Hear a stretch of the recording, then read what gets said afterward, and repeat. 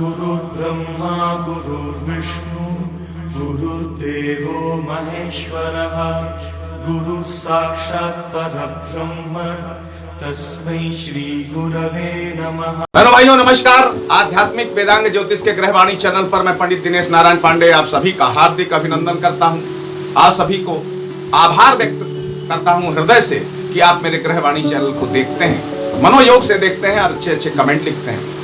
बहनों भाइयों, इस वीडियो में चर्चा करूंगा तंत्र शास्त्र की, इसके महत्व की चर्चा करूंगा और साथ में आपको बताऊंगा कि जीवन में क्लेश को दूर करने के लिए, विषाद को दूर करने के लिए, कलह को दूर करने के लिए कौन सा सटीक मंत्र है जिस मंत्र के उच्चारण से आपको 3 दिन के अंदर लाभ मिलता है। बहनों भाइयों, तंत्र के प्रति आम जनमानस में बड़ी गलत धारणाएं पैदा हो गई हैं। उसके पीछे कारण ये रहा कि तंत्र का दुरुपयोग भी बहुत हुआ, जिसके कारण आम लोगों में इसके प्रति गलत धारणा बन गई। बहनों भाइयों, तंत्र भगवान शिव इसके आदि जनक हैं। अब जब स्वयं शिव कल्याणकारी हैं तो उन्होंने अगर कोई विधान बनाया है तो वो अकल्याणकारी कैसे हो सकता है? किसी को तकलीफ दे ऐसा कैसे हो सकता है? अब कोई भी शक्ति है तो उसका अगर दुरुपयोग किया जाएगा या उसको गलत व्यक्ति के हाथ में दे दिया जाएगा तो निसंदेह उसके बुरे परिणाम देखने को मिलेंगे। एटम बम है, परमाणु बम है, अगर इसका गलत दुरुपयोग कोई करेगा तो विनाश का तो कारण बनेगा ही बनेगा। बहनों भाइयों, तंत्र क्या है? तंत्र एक सिस्टम है, एक विधान है। जैसे शरीर के अंदर विभिन्न तंत्र काम करते हैं, पाचन तंत्र, श्वसन तंत्र, उत्सर्जन तंत्र इत्यादि इत्यादि। अब अगर देश काल को देखा जाए तो देश काल में भी कुछ विशिष्ट तंत्र हैं, जैसे लोकतंत्र, प्रजातंत्र, शासन तंत्र, राजतंत्र इत्यादि इत्यादि। तो तंत्र दरअसल एक मैकेनिज्म है, एक सिस्टम है, एक विधान है। यह विधान किस चीज के लिए बनाया गया? इस विधान के पीछे का मकसद यह था कि व्यक्ति शक्तिशाली बने और जीवन में असंभव लगने वाली चीजों को अपने जीवन में वो संभव कर ले। इसलिए पूजन के विधान का एक तरीका तंत्र का भी आया। अब तंत्र भी कई तरीके के हैं, तो आमतौर पर बहुत से ऐसे तांत्रिक प्रयोग हैं जिनको हम करते हैं और हमें यह नहीं मालूम कि यह तांत्रिक प्रक्रिया है या ये तांत्रिक विधान के द्वारा हम कर रहे हैं। अब गुड़हल माता दुर्गा को चढ़ाना ये तांत्रिक विधान है, सात्विक तंत्र है। भगवान शिव को अकौड़े के पुष्प चढ़ाना, श्वेतार के पुष्प चढ़ाना ये तंत्र है, इसमें हमें शीघ्रता से फल मिलता है। तो असंभव को संभव कर देने की जो प्रक्रिया है वो तंत्र विधान है।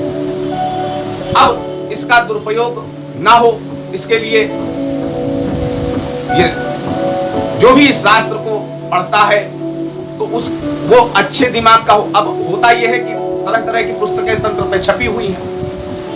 अब तंत्र का दुरुपयोग सिर्फ दूसरे को बुरा करने के लिए नहीं है। तंत्र से आप किसी का बुरा करते हैं तो आपका बुरा 100% होगा, इसमें संदेह नहीं है।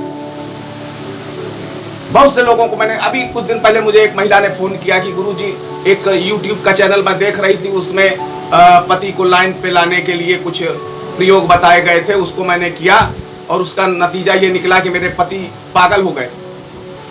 तो मैंने कहा भाई जहां से ये वीडियो देखा था उनको बात करो उनसे कि क्या गड़बड़ हो गई मुझसे। उन्होंने कहा गुरुजी वो फोन नहीं उठा रहे, इसलिए मैंने आपसे पूछने की कोशिश की। मैंने कहा जब जिस विधान को मैंने बताया ही नहीं, मैं जानता ही नहीं कौन सा विधान है, तो मैं तुम्हें उसका क्या उत्तर दूं? तो बहनों भाइयों, उद्दीश तंत्र ये भगवान शिव और रावण के बीच का संवाद है।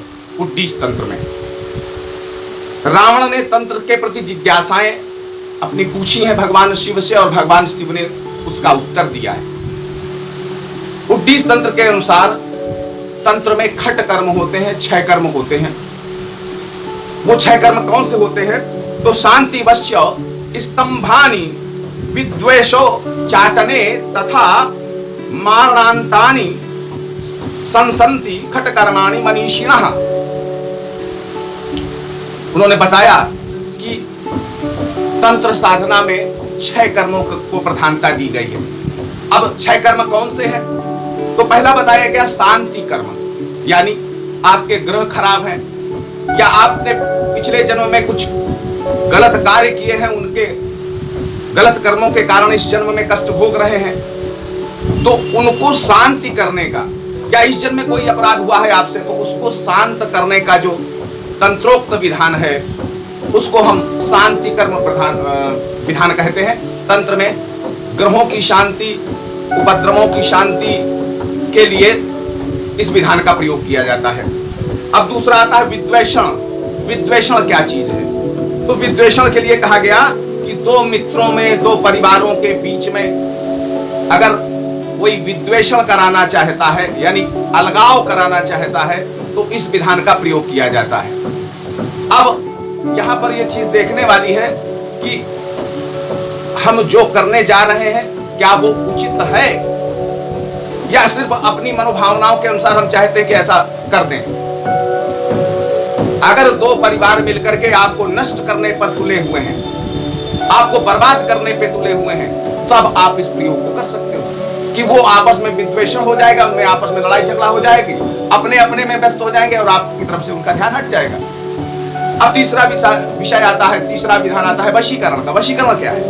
वशीकरण किसी को अपने आप अपने बस में कर लेना वशीकरण कहा जाता है। अब वशीकरण, अब दुकानदार है, अगर दुकानदार इस विधान का प्रयोग करता है कि भाई ग्राहक उसके पास आए और उसकी बातों से प्रभावित हो जाए, उसके व्यवहार से प्रभावित हो जाए, तो कुछ ना कुछ खरीदेगा, तो ये वशीकरण तो सात्विक वशीकरण है।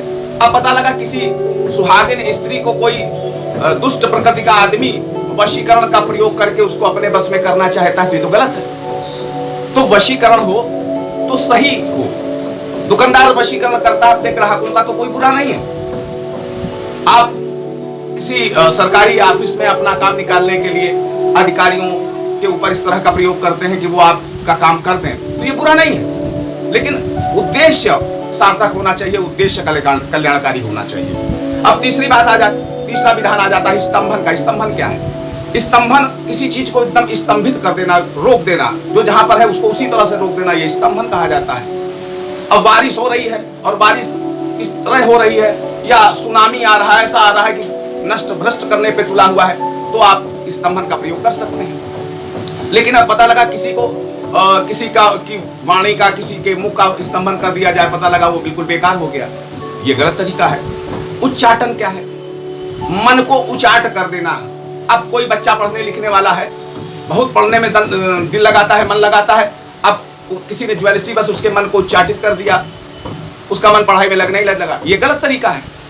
अब उच्चाटन कहां पर हो? किस चीज का हो? उच्चाटन होना चाहिए बुराइयों का। हमारे अंदर की बुराई, हम तंबाकू खाते हैं या हम दारू पीते हैं, तो इसका उच्चाटन करो कि दारू पीने का मन ना हो, तंबाकू खाने का मन ना हो, नॉनवेज खाने का मन ना हो, तो उच्चाटन यहाँ सार्थक है। तो देखिए, शक्तियां हैं, शक्तियों का आप दुरुपयोग करते हैं या सदुपयोग करते हैं, ये आपके ऊपर है। और कोई भी शास्त्र, खासतौर पर सनातन धर्म के शास्त्र, आपको दुरुपयोग करने की आज्ञा नहीं देते हैं, सदुपयोग करने की आज्ञा देते हैं। उसके बाद एक प्रयोग आ जाता है मारण। अब मारण किसका किया जाए? तो लोग इस विधान को दूसरों पर इस्तेमाल करते हैं, और ये बिल्कुल गलत विधान है। जो दूसरों को मारने के लिए गड्ढे खोदता है, कहते हैं गड्ढे उसके लिए भगवान खोद देता है। मारण किस चीज का? हमारे दुर्भाग्य का मारण। हमारा दुर्भाग्य हमारे पास आए नहीं, आने वाली दुर्घटनाओं का मारण हो, वो दुर्घटना हमारे पास आए नहीं, तो मतलब ये जो विधान है इनका सात्विक इस्तेमाल होना चाहिए, दुरुपयोग नहीं होना चाहिए। मंत्र है ओम गम गणपतये नमः। अब बताने वाला इसको लोग वो मंत्र गलत उच्चारण जिससे करते घर के हैं, क्लेश दूर हों, कहते हैं ओम विवाद दूर हो, गणपतये नमः, या कुछ कहते हैं ओम उसके लिए एक गणपतये नमः। बहुत लेकिन अच्छा मंत्र मैं शुद्ध बता रहा उच्चारण हूं, है आप अपने जीवन को इस्तेमाल जरूर करिएगा इस मंत्र को। कृष्णाय गोविंदाय श्री कृष्णाय वासुदेवाय हरे परमात्मने, कृष्णाय वासुदेवाय हरे परमात्मने प्रणत क्लेश नाशाय गोविंदाय नमो नमः। श्री कृष्णाय वासुदेवाय हरे परमात्मने प्रणत क्लेश नाशाय गोविंदाय नमो नमः। ये मंत्र बड़ा सिद्ध मंत्र है। आप अपने घर के क्लेश से परेशान हैं, आप गृहिणी हैं, माता हैं, आप घर के मुखिया हैं, आप एक माला इस जप का करिए, आपके घर में कलह धीरे धीरे दूर होती चली जाएगी और शांति स्थापित होने लग जाएगी। आप सुखी रहें, समृद्ध रहें। इसी मंगलमयी कामना के साथ आपसे विदा लेना चाहूंगा, लेकिन उसके पहले आपको ये बताना चाहता हूं कि इस तंत्र के, सात्विक तंत्र के प्रयोगों को लेकर के, जिससे इसके प्रति आपका भ्रम टूट जाए और सनातन धर्म की इन विधाओं का आपको ज्ञान हो, आगे भी मैं क्रमबद्ध वीडियो बनाऊंगा, आप देखिएगा। एक बार प्रेम से बोलिए जय माता की।